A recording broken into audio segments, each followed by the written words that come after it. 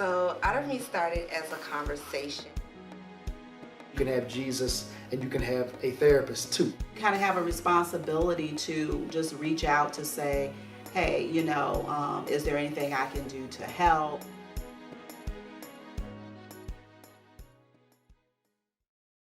Unconscious bias.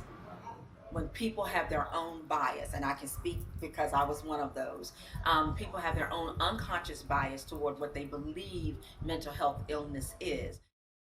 I think when you begin to talk about stigmas and you begin to talk about barriers to mental health, in particular within the Black community, I think to some extent those stigmas and barriers are justified in how we as Black persons feel about the field of mental health. Let me be clear. We live in a society that has not always adequately supported the Black community and Black persons. And so when we when we think about the field of mental health, we begin to think that we don't do that because we're not crazy. I'm not crazy, and I don't need some shrink to tell me or to medicate me so that I can feel better. Typically, what we have done as a community is we have looked to faith institutions, religious institutions that have ultimately guided us through those difficult moments in our lives. And so the stigmas of I don't need mental health in my life, ultimately I think are justified because of the system, honestly, in which we live in. I was there when it popped off. I watched the news, yes, y'all. I watched the news. I saw when they loaded the clip, yes, y'all. And I would do it again. I promise you I would do it again. I swear to God, I would do it again because I miss my brother so much. But that doesn't mean I agree with what they did. It just means I learned not to judge the people by how they grieve. It means that I've learned not to judge the hood for how it loves you back. Thank you. My perspective is pretty unique in that than maybe some other therapists from other cultures, in that our history really is riddled with lots of trauma and traumatic events in the African American experience. And so I think in our communities, we have a history of survival, and we come together and support each other as a community. And so in that process, we've really gained a sense of strength as a community. And that has passed on for families as well as individuals. And so with that strength, I think we become very reluctant to reach out for help when we have emotional issues or mental health issues, because I think there's a stigma of we're stronger than that, a stigma that it means that you're weak or that you're not good enough, there's something wrong with me, and we all want to be accepted within the realm of our community. At some point in everybody's life, you feel like this. Lord, I'm split in two. Part of me loves the world and the other loves you. So what do? I wanna be saved, but I gotta stay cool too. And no, I'm not a fool. I know eventually I'm gonna have to choose. And really, I don't wanna lose my ticket into heaven and a chance to be used by you. And if it's God that I'm after, I just can't serve two masters.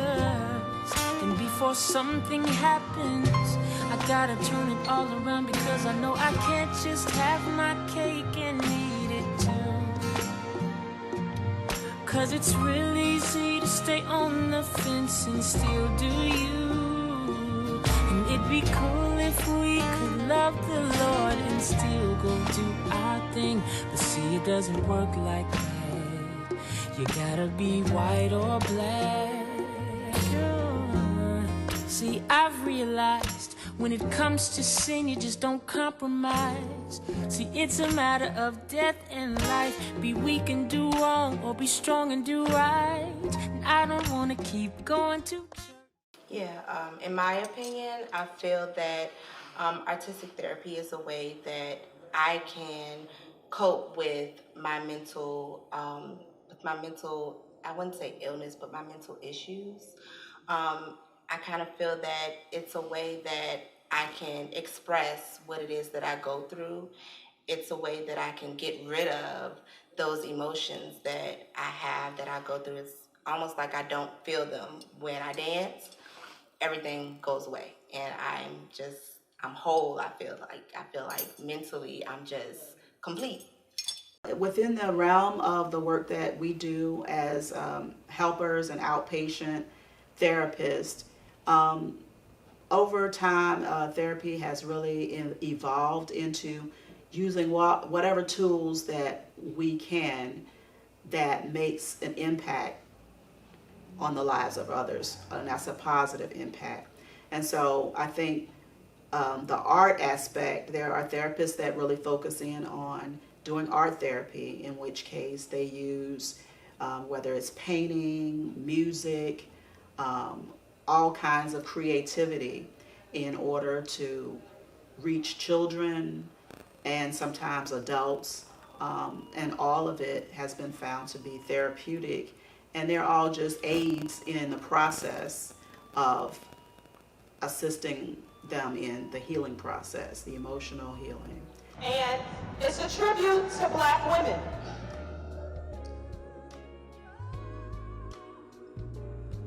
I see you standing proud with the weight of the world on your shoulders, chin up, hair laid, walking to the rhythm of the sound. Ain't no stopping you now. You are magic. Black girl, Black woman, Black queen, sweet caramel, mint chocolate, honey tone. Resilience is in your genes. If there's the disparity of within our healthcare systems, then there's going to be a disparity within our mental health systems as well. And if when it comes to African Americans having not having the proper health care, there's not going to be adequate referrals and diagnoses that would say, not only do you need to maybe take this pill or take this medicine to help your physical ailment, you also need to see somebody that might, be able to sit down with or talk to or help you with being well mentally, from a mental health perspective. Yeah, I think that education is still the key, but I think the issue might be, in education, of course, we've been doing that for a long time now, but I think it may be more about how we educate, how we go about the process of educating. And part of that, I think, is actually going into our communities and churches, and any opportunity to speak and demonstrate what it is that we do. And I also think expanding what we do to some of the self-help things that are a great add-on and support to the outpatient therapy services that we as outpatient therapists provide. I feel that in the Black community or the Black faith community that we don't speak about it at all. That's the biggest stigma. We don't talk about it. We kind of hush it or push it to the side, or we kind of make it as if, oh, it's nothing wrong, you're just being a little dramatic, or, if you're a guy, oh, you need to toughen up, you're gonna be fine. And that's not healthy. I feel that we need to start addressing these issues, especially in our children. And as a parent, I think that it's important that we do that we talk to our children about what mental health is, that we educate them on how they can get through the issues that they may face, or if they're around people that are dealing with these issues, how they can help other people kind of get through. how you doing goes a long way. You know, the bullying is in the schools now are through the roof. You know, I have friends that speak, they're teachers in the high schools and the middle schools, and they talk about how much of the depression and the anxiety, even eating disorders, they deal with these things on a daily basis. But how are we helping these students? I was one of them. How are we getting these students educated on what it is that they're actually going through without making them feel like there's something wrong with them?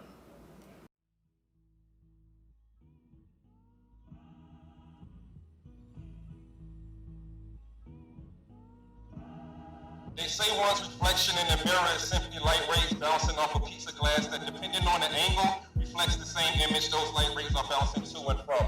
No room for error, they told me. A mirror shows you the truth. But as I stare into this mirror, tears in my eyes, I question if what they told me is only valid. Or maybe partially valid. See, physically, I see the same thing. I raise my hand, so does my reflection. I nod my head, flare my nose, same thing. But that's not why I'm looking in this mirror. I need to know if I am how God sees me.